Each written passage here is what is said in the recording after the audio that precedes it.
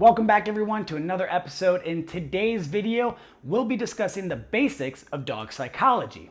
The foundation and understanding of dog psychology starts with the 4 quadrants of operant conditioning.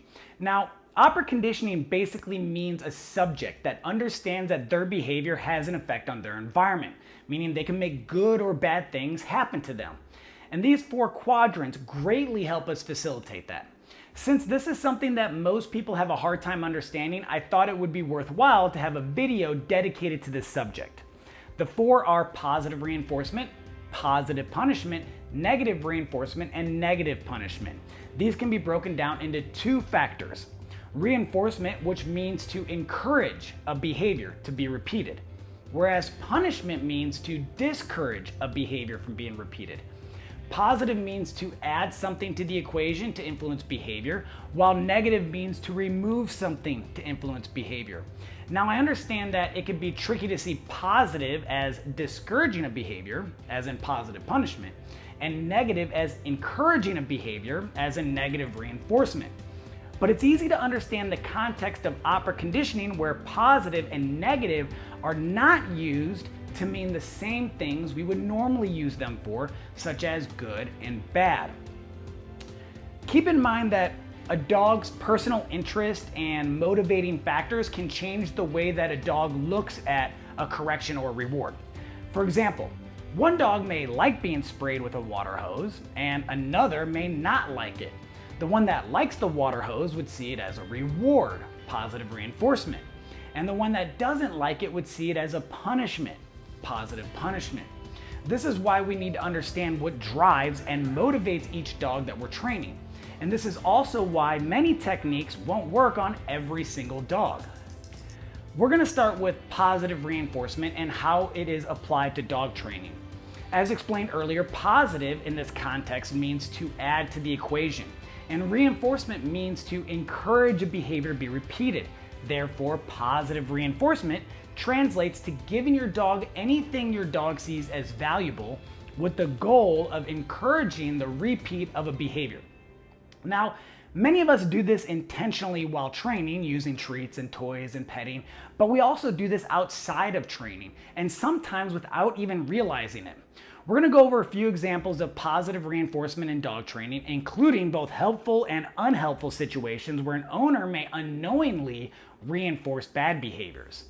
1, giving your dog a treat for doing a command, such as a sit or down, pretty simple, reinforcing the sit and the down. 2, throwing a ball for your dog to fetch after your dog barked at you. In this situation, the toy would reinforce the bark. 3, petting your dog after your dog nudges your hand for attention. The petting is reinforcing the nudge. 4, your dog pulls on the leash and you walk in the direction your dog is pulling. Walking forward is giving your dog more freedom and control, which would be reinforcing the pulling. And then people wonder why their dogs keep pulling on the leash. 5, your dog barks at someone and you reassure your dog by petting them. It's okay. Even though in this situation, you think you're reinforcing the dog and making sure they're okay, but you're actually reinforcing the barking. 6, your dog jumps up on someone and they pet your dog. The petting would be reinforcing the jumping. Now, it's also important to keep in mind that positive reinforcement doesn't have to be something physical. Telling your dog good boy or good girl would also be a form of positive reinforcement. Now let's go over negative reinforcement. Negative reinforcement is when pressure is turned on to get the desired behavior, and once the behavior is completed, the pressure is turned off. In order for negative reinforcement to work, 2 things must take place. 1, once the pressure is turned on, it cannot be turned off until the dog complies. And 2, the moment the dog complies, the pressure must instantly be turned off. We're going to go over a few examples of negative reinforcement in dog training. Let's say you're trying to get your dog to sit, and your dog is standing, refusing to sit. So you start to push on your dog's rear end until your dog sits. Once your dog sits, you remove your hand. Your dog will now know that every time he doesn't want your hand to push on his rear, he can sit to remove that pressure. So why is this negative reinforcement? Well, the pressure from your hand was present before your dog decided to sit. The dog's behavior of sitting is removing the pressure from your hand. Therefore, negative reinforcement is occurring. For a better understanding, let's break each example of negative reinforcement into 4 parts: before, the behavior, after, and future behavior. So before, pressure is being placed on the dog's rear end. Behavior, the dog goes into the sit position. After, the pressure from your hand is released. Future behavior, the dog will sit when the slightest pressure is placed on his rear. Second example, getting your dog into the down position with your hand. Your dog is standing and refusing to lay down, so you start to push on your dog's shoulder blades until your dog complies and lays down. Once your dog lays down, the pressure from your hand is removed. Now, your dog knows that every time he doesn't want your hand to push on his shoulder blades, he can lay down to remove that pressure. Again, so why is this negative reinforcement? The pressure from your hand was present before your dog decided to lay down. His behavior of going into the down position is removing the pressure from your hand. Therefore, negative reinforcement is occurring. Okay, let's remember those 4 parts. Before, the behavior, after, and future behavior. Before, pressure is being applied on your dog's shoulder blades. The behavior, the dog goes into the down position or the desired position. After, the pressure from your hand is released. Future behavior, the dog will lay down when the slightest pressure is placed on his shoulder blades. Next one is getting your dog to sit with leash pressure. This is a common technique that I use and recommend. Your dog is standing and refusing to sit, so you start to pull up on the leash until your dog sits. Once your dog sits, the pressure from the leash is instantly removed, and your dog now knows that every time he doesn't want to feel that pressure from the leash, he can sit to remove that pressure. So why is this negative reinforcement? Well, the pressure from the leash was present before your dog decided to sit. The behavior of sitting is removing the pressure from the leash. Therefore, negative reinforcement is occurring. Before, pressure is being placed on the dog's neck from the leash. The behavior, the dog goes into the sit position. After, the pressure from the leash is released. And for future behavior, the dog will sit when the slightest pressure is applied by lifting up on the leash. Next one is getting your dog into the down with leash pressure. Your dog is standing and refusing to lay down. So you start to pull down on the leash until your dog decides to lay down. Once your dog lays down, the pressure from the leash is instantly removed. Your dog now knows that every time he doesn't want to feel the pressure from the leash, he can lay down to remove that pressure. Again, so why is this negative reinforcement? Well, the pressure from the leash was present before your dog decided to lay down. His behavior of laying down is removing the pressure from the leash. Therefore, negative reinforcement is occurring. Before, pressure is applied downward on the dog's neck from the leash. The behavior, the dog goes into the down position.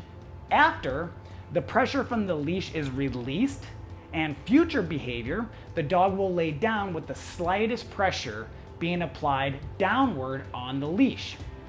Next one we're going to go over is positive punishment.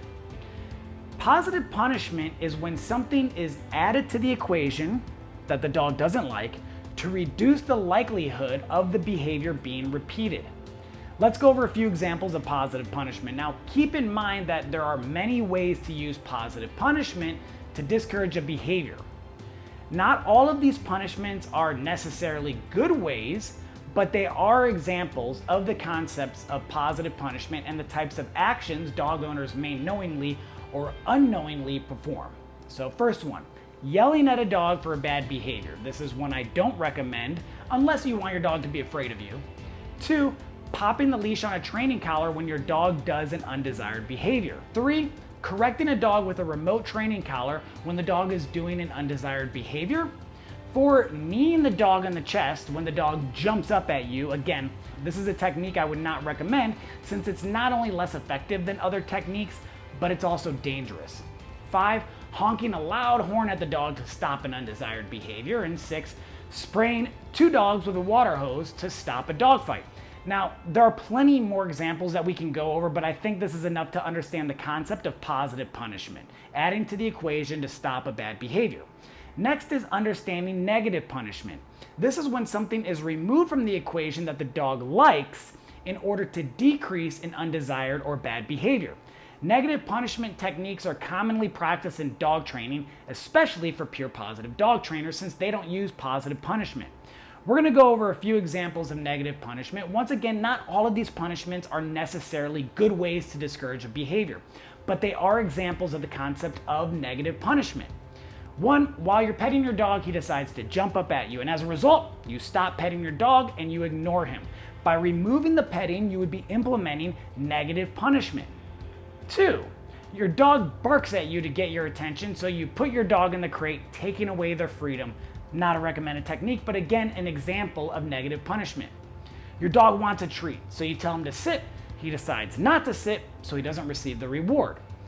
Your dog starts to resource guard the couch, so you stop letting him on the couch. If something the dog likes is taken away from them to stop a bad behavior, you would be implementing negative punishment.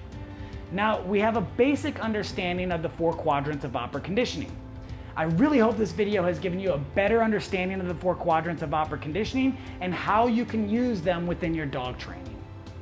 Thanks again for watching today's video. If you want to support the channel, you can by liking and subscribing. If you want to go above and beyond, you can also support by ordering a copy of my book, buying one of my shirts, shopping with my affiliate links, or becoming a Patreon. Thanks again for watching, everybody, and we will see you next week.